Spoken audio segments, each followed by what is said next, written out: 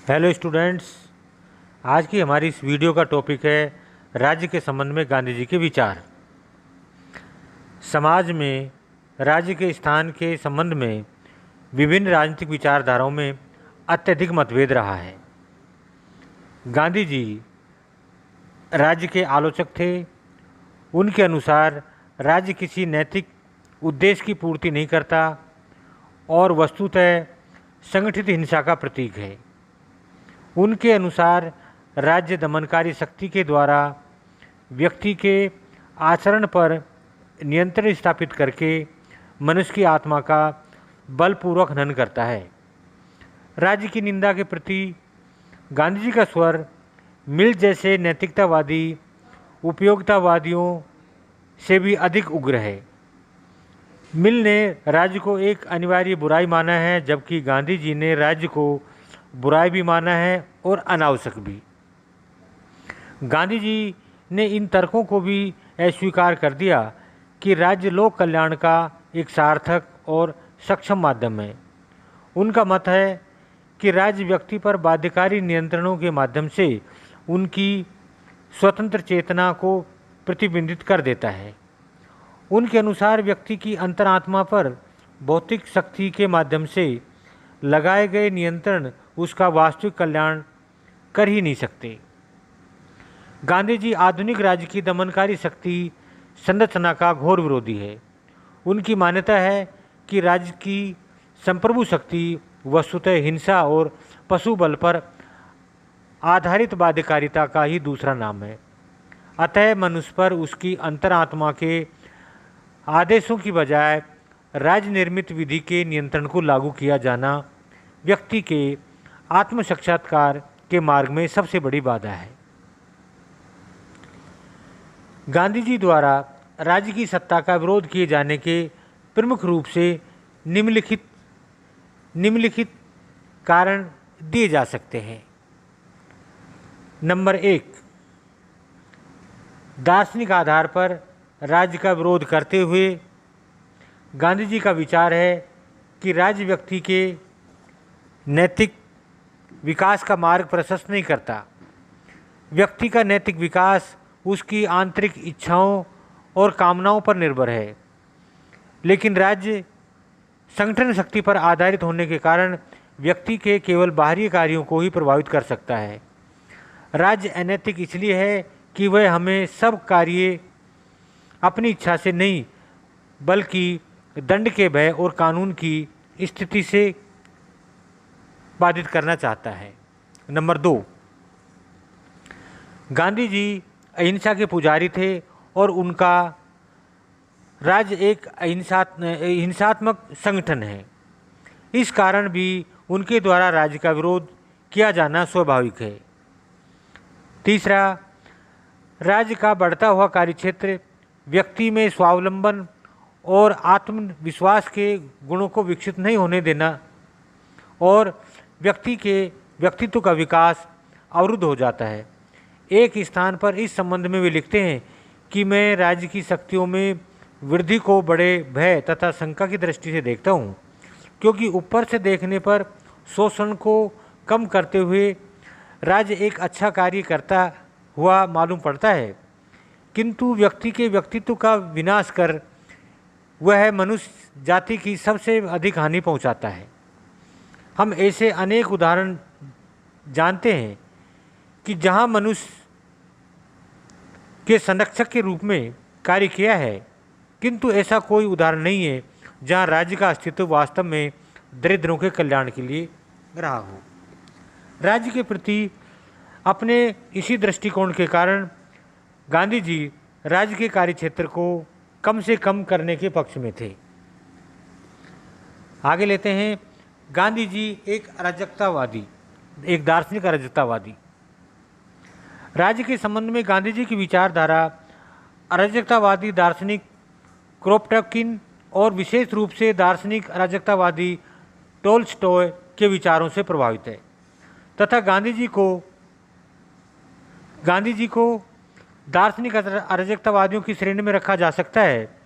गांधी जी ने नैतिक, ऐतिहासिक तथा आर्थिक तीनों दृष्टिकोणों के आधार पर राज्य की कटु आलोचना की। गांधी जी राज्य को एक ऐसी हिंसक संस्था मानते हैं जिसका कार्य निर्धन वर्ग का शोषण करना, राज्य के द्वारा नैतिकता का हनन किया जाता है। अतः या तो राज्य को ही समाप्त कर दिया जाना चाहिए, अन्यथा उसे व्यक्ति उसी पुस्तक का अंतिम अध्याय रहना चाहिए।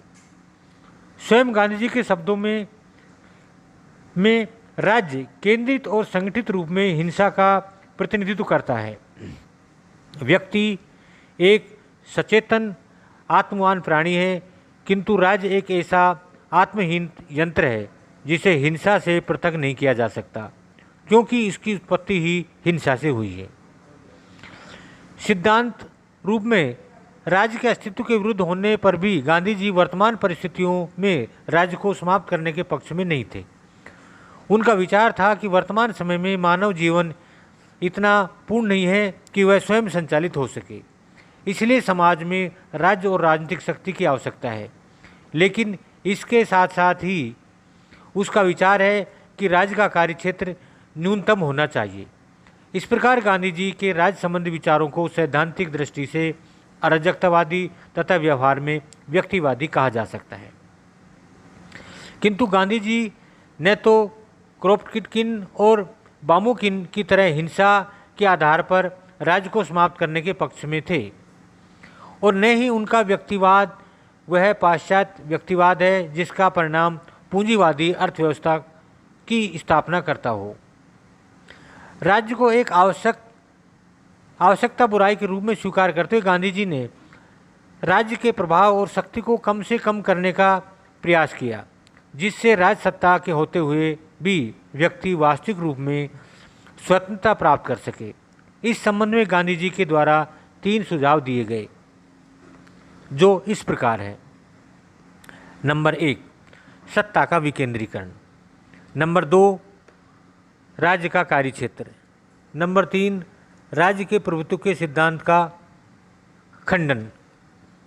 तो इनका विस्तार से वर्णन करते हैं। नंबर 1, सत्ता का विकेंद्रीकरण।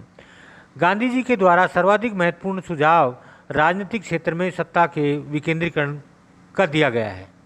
राजनीतिक क्षेत्र में विकेंद्रीकरण सत्ता से उनका अभिप्राय यह था कि ग्राम पंचायतों को अपने गांव का प्रबंधन और प्रशासन करने के सब अधिकार दिए जाएं।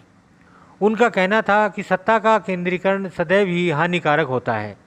इसके परिणामस्वरूप कुछ थोड़े से व्यक्ति राज्य की सत्ता पर एकाधिकार स्थापित कर लेते हैं और छल कपट द्वारा उनके साधनों का प्रयोग अपनी स्वार्थ सिद्धि के लिए करते हैं, जिसे रोकने का एकमात्र उपाय सत्ता का विकेंद्रीकृत ही हो सकता है।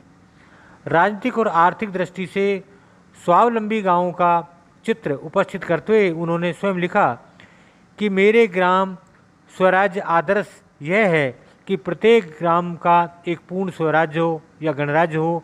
अपनी आवश्यक वस्तुओं के लिए यह अपने पड़ोसियों पर निर्भर न रहे।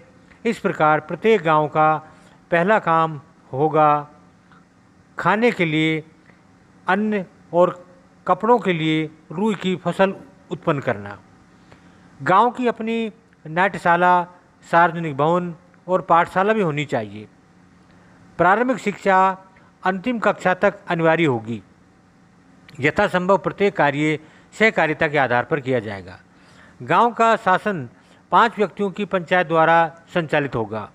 पंचायत ही गांव की व्यवस्थापिका, कार्यपालिका व न्यायपालिका सभी कुछ होगी।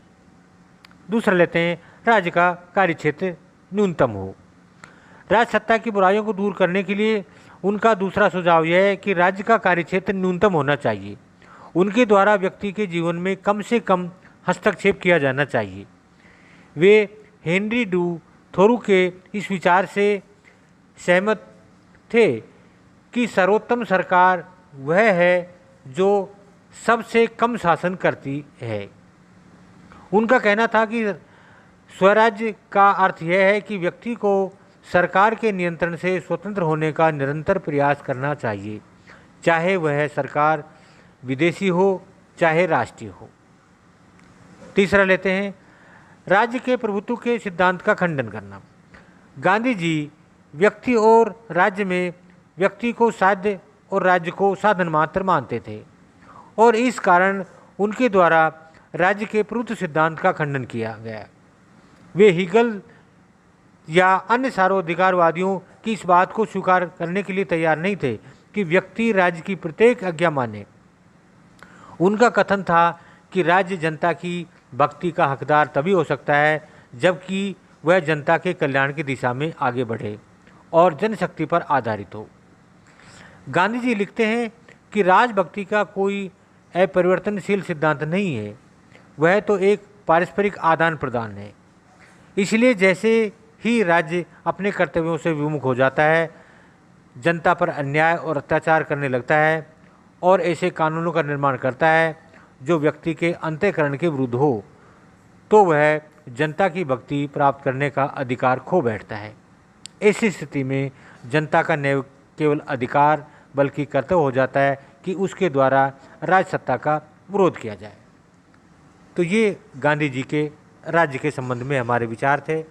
आपको आशा करता हूँ कि समझ में आया होगा। धन्यवाद।